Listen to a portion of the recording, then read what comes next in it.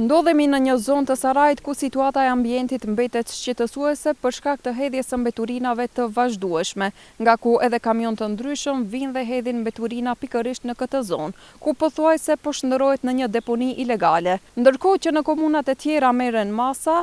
jepen gjoba dhe ka kontroll të vazhdueshëm, në këtë komunë nuk ka masa konkrete. Situata e mbeturinave përgjatë rrugës në një zonë të Sarajit, e cila të lidh me fshatin Rashqe, po bëhet gjithnjë më problematike, ku hedhja e pakontrolluar dhe shkarkimet e kamionëve kanë krijuar një pamje të rënduar mjedisore. Përveç ndotjes vizuale dhe ambientale, kjo situatë ndikon edhe në rrezikun e përhapjes së erërave të pakëndshme dhe dëmtimit të tokës përreth, duke e bërë ndërhyrjen urgjente një domosdoshmëri, sepse hapësira po merr gjithnjë më shumë pamjen e një deponie ilegale, duke ndikuar drejt për drejt në ndotjen e ambientit dhe degradimin e zonës. Ndërkohë që në shumë komuna të tjera vendosen masa të qarta, kontrolle dhe gjoba për ndotjen e ambientit, në komunën e Sarajit mungon një reagim i tillë institucional.